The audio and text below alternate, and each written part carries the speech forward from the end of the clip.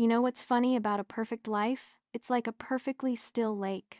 Beautiful to look at, sure, but it only takes one stone, one single, selfish impulse, to send ripples across the entire surface, distorting everything forever. My name is Rosalind. I'm 32 years old, and for the last 7 years, I've been the curator of my own perfect life. The artist and the masterpiece, all in one. Our house, a restored mid-century modern in the greener parts of Portland, was my canvas. Every clean line, every piece of minimalist furniture was a brushstroke. My husband, Owen, was the frame. Solid, dependable, and utterly predictable. He was a financial director for a major logistics firm. His world was made of spreadsheets, projections, and quantifiable risk. Our world was safe, it was comfortable, it was quiet. So incredibly quiet. Owen was a good man. I need you to understand that. He was the kind of man who remembered the name of my favorite obscure author. The kind who would bring me a cup of tea, unprompted, exactly how I liked it, while I was working late. He loved me with a steady, reliable rhythm, like a metronome. Tick, tock. Day in, day out. But my heart didn't want a metronome, it wanted a drum solo. I'd catch myself watching him across the dinner table, explaining some complex market fluctuation, and my mind would just drift. I would look at his kind face, his neatly trimmed hair, the sensible watch on his wrist, and feel a wave of something close to pity. For him, for me, for the sheer, beige predictability of it all. I told myself I was drowning in the stillness. I told myself I deserved color, chaos, a little bit of beautiful, dangerous noise. The noise had a name. Silas. I met him at a gallery opening. My gallery, technically. He was a sculptor, working with reclaimed metal. He was everything Owen was not. His hands were calloused and stained with rust, his hair was an untamed mess, and his eyes didn't just look at you. They excavated you, searching for cracks in your facade. He saw mine immediately. "You don't belong here," he murmured to me that first night, his voice a low rumble over the polite chatter and clinking wine glasses. He gestured around at the clean white walls, the curated art. "You're pretending." His words lit a fire I hadn't realized was just embers. Our affair didn't start with a bang.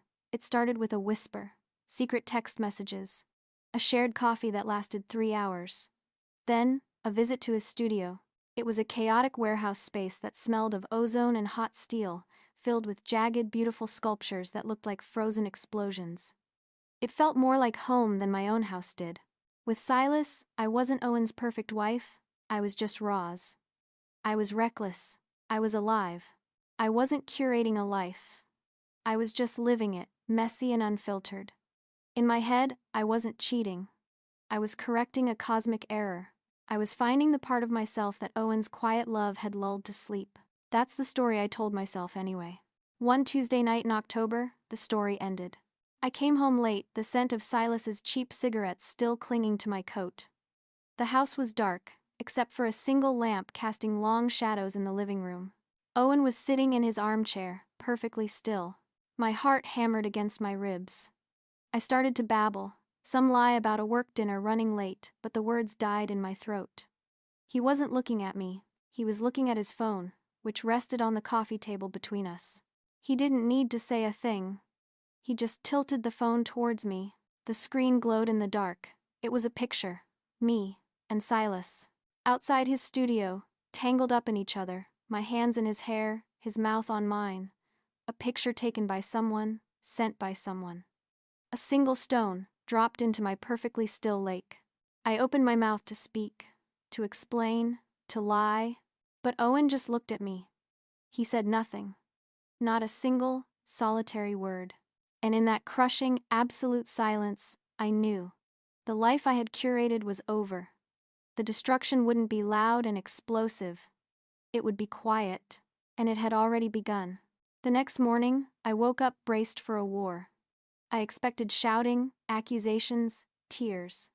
I had my defenses ready, my justifications polished. I got nothing.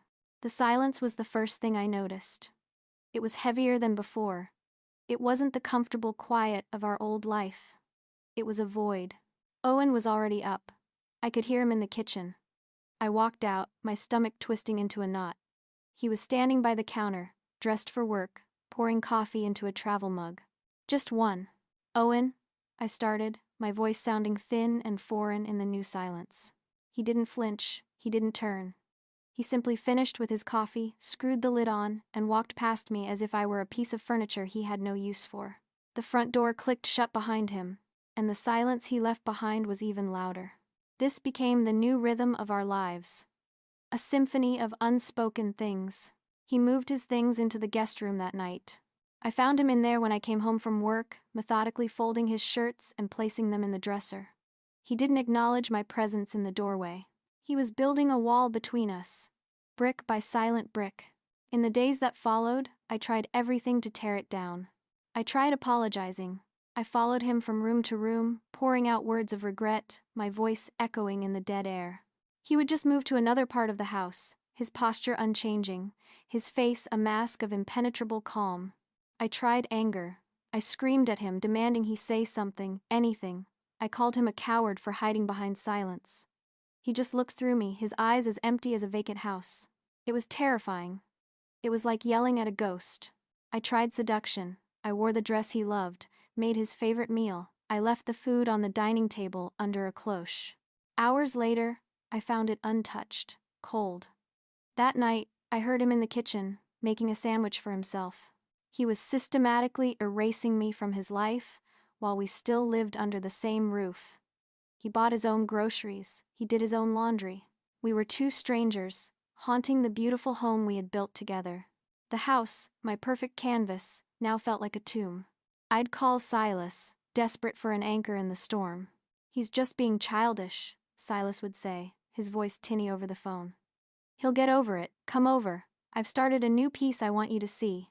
But the thrill was gone. The chaos I had craved with Silas now felt cheap and insignificant compared to the cold, hard reality of what I had broken. His passion felt like a flickering candle against the arctic emptiness of my home. He was an escape, a fantasy.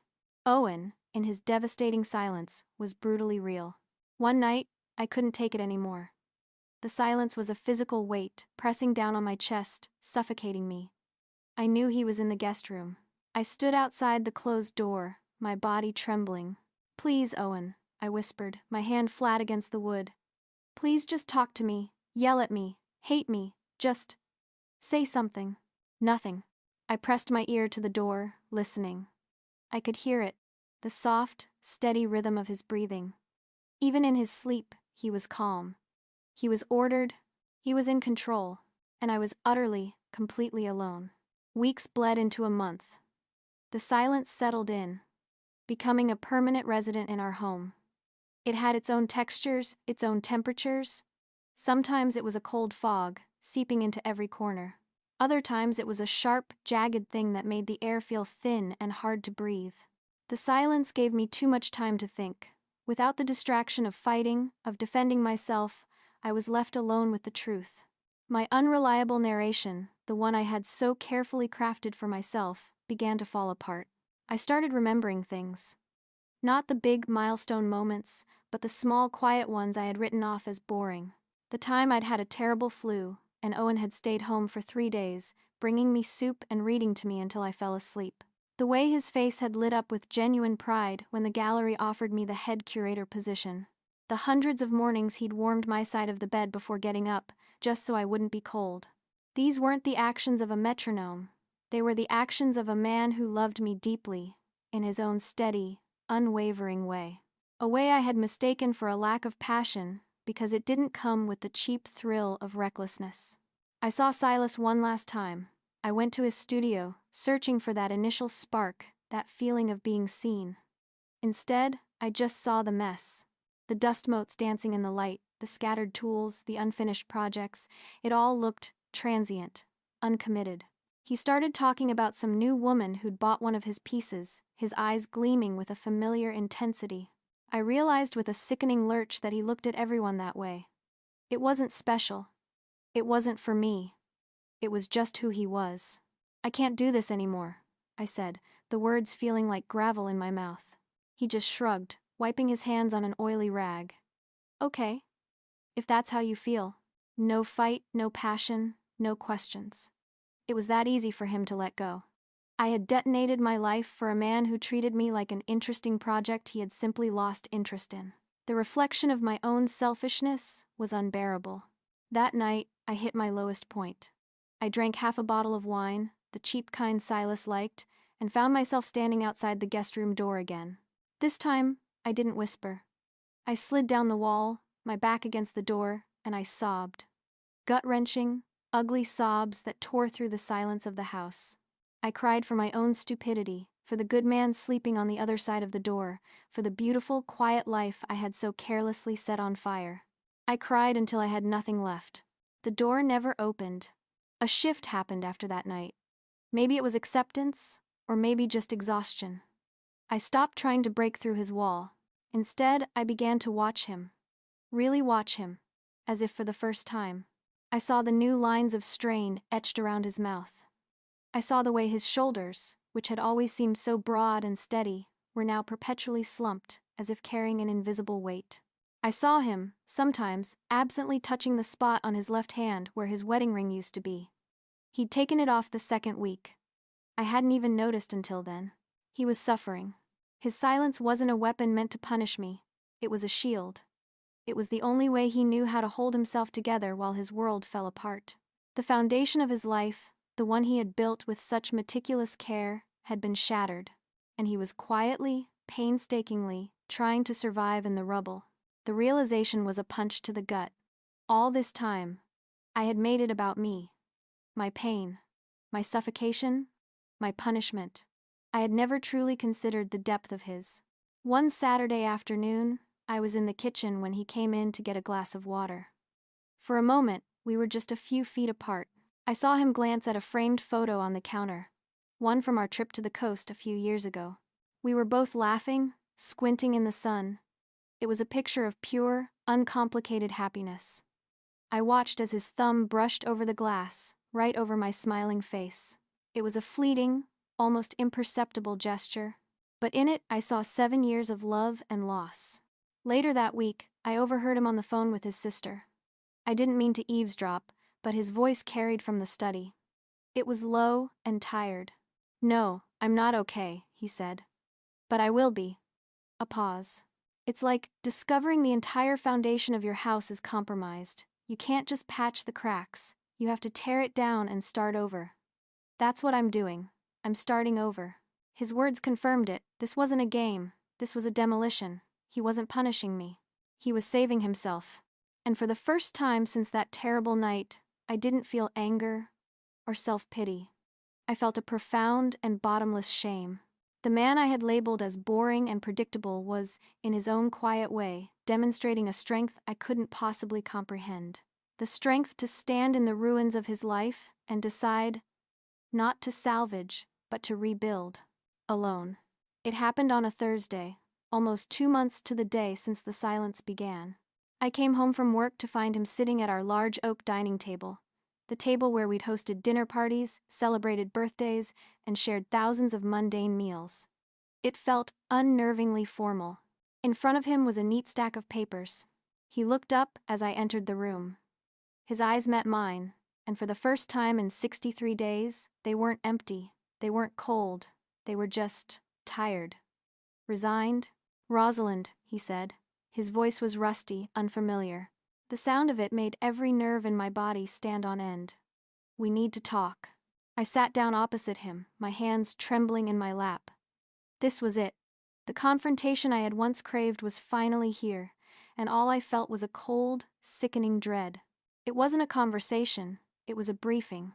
With the same calm, methodical precision he applied to his financial reports, Owen laid out the end of our lives together. "I have accepted a transfer," he began, his gaze fixed on the papers in front of him. "The firm is opening a new office in Denver. I'll be heading the department there. I leave in 3 weeks. Denver. 1,000 miles away. A different time zone, a different world. These," he said, sliding the stack of papers across the table towards me, "are the divorce filings. I've had a lawyer draw them up. Everything is divided 50-50, right down the middle. The house will be sold. I think you'll find the terms are more than fair." He never once raised his voice. He never once mentioned Silas. He never once mentioned the affair. He was treating our marriage like a failed business venture to be liquidated as efficiently as possible. The betrayal wasn't a line item to be discussed, it was simply the reason for the dissolution. The clinical nature of it all broke me. "Owen, please," I choked out, tears finally spilling over. "Don't do this. I know what I did was unforgivable. I was selfish and stupid, and I threw away the most important thing in my life for nothing. I am so sorry. Please just give me another chance. We can fix this." He listened patiently, his hands folded on the table. He let me finish, let my sobs subside into ragged breaths. When I was done, he finally looked at me, really looked at me, and I saw the full extent of the damage I had caused. It was in the deep, weary sadness in his eyes. "The thing is, Roz," he said, his voice soft but incredibly firm. I wasn't surprised. I stared at him, confused. "What?" "The affair. It hurt. More than you can imagine. But it didn't surprise me. Because I heard it all long before I saw that picture." He paused, letting the weight of his words settle in the room. "I heard it in your silence at the dinner table. I saw it in the way you looked right through me when you thought I wasn't paying attention. I felt it in the distance you put between us for years. You weren't happy. I knew it. I refused to believe it. I thought my love could be enough to fix it." He took a deep breath, a final, shuddering intake of air. "Now I believe it," he said. "And I know it can't be fixed." He stood up, his chair scraping quietly against the hardwood floor. He didn't look at me again. He just walked out of the room, leaving me alone at the table with the legal documents that codified the end of everything. He left me alone with the devastating truth. He hadn't just discovered my infidelity 2 months ago. He had been living with the ghost of it for years. His silence wasn't a punishment, it was a conclusion. It's been a year. The house in Portland sold quickly. Owen was right, the terms were fair. I live in a small apartment downtown now. It's clean and modern, but it has no soul. It's just a place to exist. The silence here is different. It's not the heavy, weaponized silence of my last months with Owen. It's a thin, empty silence. It's the sound of being alone. Sometimes, out of a morbid, self-destructive curiosity, I look Owen up online. His firm has a company newsletter.